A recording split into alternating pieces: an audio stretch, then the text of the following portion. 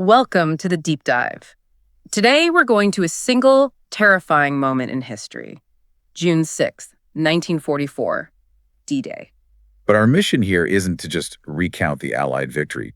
We want to get inside the psychological collapse on the other side. Exactly. We're going to look at this whole event through the eyes of one German officer, Oberleutnant Klaus Richter. He's in his observation bunker on the Normandy coast, Witterstand's Nest 62. And just before dawn, there's this eerie, absolute silence. You can almost smell it, can't you? The salt, the damp earth, the cold concrete. And that silence is built on a lie, a massive, dangerous complacency.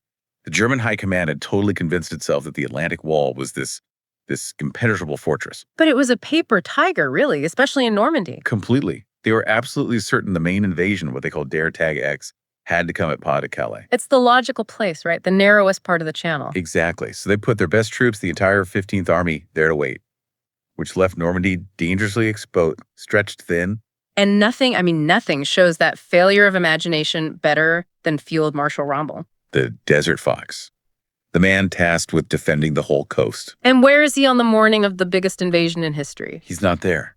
He's gone. The weather had been so bad he thought an invasion was impossible, so he drove back to Germany. For his wife's birthday? For his wife's birthday. The story goes he was out buying her a pair of shoes in Hurlingen. The commander is buying shoes while the apocalypse is sailing toward his men. It's just unbelievable. It's a level of denial that is almost impossible to comprehend. So back in the bunker, Richter's just doing his duty, staring into a thick gray mist. But then, as dawn starts to break, the light changes. That mist over the channel. It doesn't just burn off, it starts to peel back, like a curtain.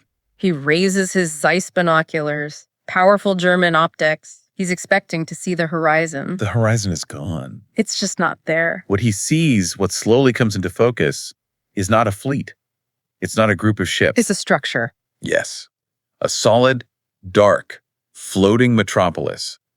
A city made of steel that is so immense, so dense, it seems to physically bend the horizon.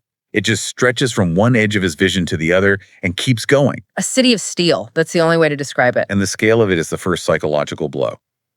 German intelligence, in their wildest dreams, their most generous estimates, thought the Allies could maybe muster 3,000 ships. And that was considered a huge number. A huge number. But what Richter was looking at was almost 7,000 vessels. 7,000? Ships from 8 different nations all converging on his little stretch of beach. That's not an army. That's a geological event. You can just feel that cold dread in his stomach, that feeling of looking at a math problem you can't even begin to solve. It defies all logic, all the known limits of warfare. And that's when the panic sets in. He grabs the field telephone, his hand is slick with sweat, and he's screaming into it. He's trying to get them to understand. It is thousands. The entire sea is covered. But the voice on the other end, back at headquarters, is tired, dismissive. They're hearing what they expect to hear, not what's actually happening. They tell him it's a possible raid, a feint. They even insist the weather is too rough for a real invasion. They are literally arguing with the reality that is floating just a few miles away. And you get that incredible moment of frustration from Richter. He just screams, "The weather is clear enough to see the end of the world," and slams the phone down. That moment, that disconnect, is everything. The refusal to believe what was right in front of them meant the Panzer divisions. They never moved. They were held back, waiting for the real invasion at Calais. And that paralysis gave the Allies the time they needed. But for Richter, in that berser, something else was happening, a profound mental shift. He starts to see past the ships, doesn't he? Yes. He stops seeing ships and soldiers. He starts seeing factories. Let's unpack that, because this right here is the core of it. He realized the war wasn't going to be lost on that beach. It was already lost. Years ago, on the assembly lines at Detroit. The industrial equation. Exactly. Germany was obsessed with quality. Their tanks, the Tiger and the Panther, were masterpieces of engineering. Yeah. Way better than anything the Allies had. But how long did it take to build one? That's the killer detail. A single Tiger tank required about 300,000 man-hours to construct. It was complex, slow. Germany's absolute peak production in a whole month was maybe 2,000 tanks total. Okay, now what about the Allies? The Sherman tank. The Sherman was an inferior machine, no question. The Germans called them Ronsons because they lit up so easily when hit. They caught fire. But here's the thing. That inferior tank only took 50,000 man-hours to build. 6 times faster. And the United States in 1944 alone produced over 29,000 tanks. So for every one perfect Tiger that rolled off the line. The Allies were stamping out 6 Shermans. Their whole plan wasn't about winning a duel.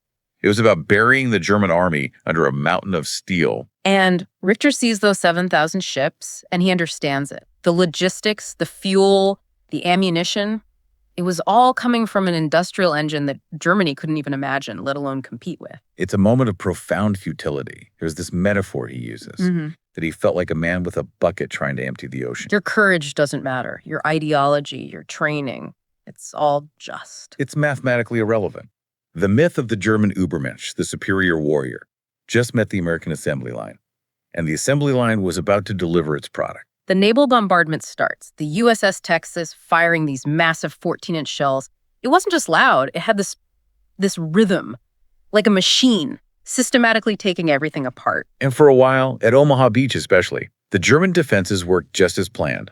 The 352nd Division, Richter's division, inflicted horrible casualties on the first waves. It was a slaughter. But then the industrial war machine adapted. Allied destroyers did something insane. They steamed right for the beach, Scraped their hulls on the sandbars. getting within 1,000 yards of the bunkers to provide point-blank, direct fire. They were using their ships like disposable tanks, a move you only make when you have plenty more where that came from. And then came the really terrifying stuff, the specialized machinery. Hobart's funnies. Tanks driving right out of the ocean, the amphibious D.D. Shermans. Must have been like something out of a nightmare. And then the others. The crab tanks with giant flails, whipping chains to clear minefields, tanks that laid their own bridges over trenches. These weren't just weapons, they were tools.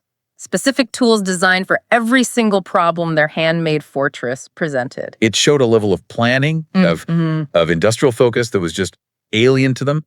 For every tank they knocked out, 3 more or 5 more would just rumble ashore to take its place. The equation just kept asserting itself over and over. It wasn't a fight anymore, it was an extermination. By the time the bunkers were silenced, Richter knew. The battle for Normandy was still raging, but the war was over. It's just a matter of time and tonnage now. So the war for those soldiers on the Atlantic Wall really ended spiritually right then, the moment that mist cleared. Absolutely. The myth of their superiority was shattered by a floating city that proved it was all a lie. And if you think about it, this realization must have been so crushing for the German officer corps. They were thinkers. They could do the math. And the math showed that the belief in a final victory wasn't just propaganda. It was a statistical impossibility. So we think of the war ending in Berlin in 1945. But this raises a really provocative question, doesn't it? It does. Can an army continue to fight, to truly fight, once it understands on a fundamental level that its courage, its sacrifice, is mathematically irrelevant? Don't you realize you're just standing in the path of an industrial steam hammer? The perfect sword shatters against the steam hammer every single time. And on June 6th, 1944, they all finally saw the hammer coming.